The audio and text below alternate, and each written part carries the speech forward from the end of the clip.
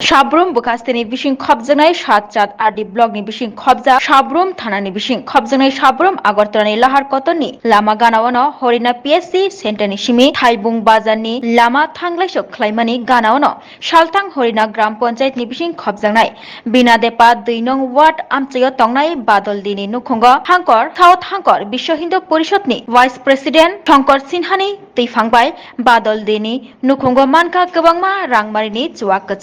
kachak hapangni gosimung baino chuak kachak ni baniya khaina bagai khongsa phal nogo baniya khlaina nai tongmani jorauno amchini lukurok bai tei promila bahini rok bai mana khlaijaka badal koktomani bisingtei teibo saimankha lai thanai hor kothogo sabrumo rabarni baniya khainai Shankar Sinhani teifangbai badal deni nukhungo chuak kachak kwbangma rangmarini manlaikha tei abai baksa je jagao je nogo chuak kachakni baniya khlaina naimani a nokbo hapangni bwkhaktino rijakmani hapangni bwkhaktei rijakmani nogono chuak kachakni baniya khlai tongkha badal de abono chajak yangai khorang tisaka Bisho Hindu Porishod ni vice president Shankar Sinhano khobui amchaini lukurok আমরা পশ্চিমবঙ্গের সাধারণ জনগণ খেতে খাওয়া মানুষ আমরা এখান থেকে ওখানে এই মুহূর্তে তুলে যেতে হবে এখানে ক্যান্টিন হতে পারত না আমাদের পশ্চিমবঙ্গের গ্রামবাসীর এটা বক্তব্য স্যার মাস 2-3 আগে এখানে শঙ্কর সিনহা মদের কাউন্টার দিব কইছে পরে এলাকারা সব জ্বর হইয়া আমারে কইছে আইতাম যে দিদি আমার বাড়ি তো এই এলাকায় তো 2-3 বারে পরে এরপরে দিদি এখানে এই মদের কাউন্টার দিব আমরাও আইয়েন এখানে সব দিদিরা আইছে পাড়ার ছেলেটেলেরা আইছে যে আমরা অসুবিধা হয় গরিব এলাকা এখানে যদি মদের কাউন্টার দেওয়া হয় সবাই স্টুডেন্ট বা কেউ কাজ করে পরিবার চালায় বা কেউ বা ওখানে পড়াশোনা করে যে তারা পড়াশোনার ফাঁকে ফাঁকে তারা কাজ করে পরিবারও চালায় প্লাস পড়াশোনা করে তাইলে মদ যদি এখানে বিক্রি হয় তারা খাইবেও পরিবার উচ্ছৃঙ্খল হইব তারা যেহেতু গরিব এলাকা তাই সবাই মোতাবেক আইয়া 2-3 মাস আগে এখানে তারারে না করা উচিত যে এখানে মদের কাউন্টার যাতে না দেয় তো তারপরও গতকাল ঝুলিবেড়া দিয়া তারা কাউন্টার এটা তারা ঠিক করতেছে এরপরে 8টা কথা বললো ওই বাড়ির মালিকে তারা বললো 8টা 10-15 তারা বলে এই ফরেন লিকারের তারা যে বিক্রি করবো এটি জিনিসটি আনিয়া তারা ঘরে রাখছে এলাকাবাসী আজকে জ্বর হয়েছে আবার আমরা ডাকাইছে যে এখানে যাতে এই বাড়িতে অন্তত এই এলাকাতে মদের কাউন্টারটা না হয় এটাই। আপনার নাম? আমার নাম কনাদে। কি পোস্টে আছেন আপনি? না আমি তো মহিলা মোর্চার প্রেসিডেন্ট আছি কিন্তু এটা আমার এলাকা এখানে আমাদের বুথ প্রেসিডেন্ট বাবুলনাথ আছে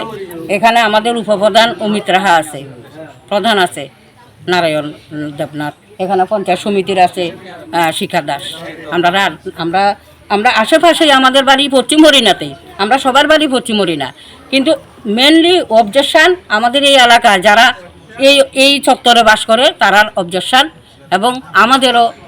তারার মতামতে আমরা তো পাড়ার বাইরে না আমরাও চামু যে আমাদের পাড়াটা শান্তিপূর্ণ এবং শান্তিপূর্ণ থাকুক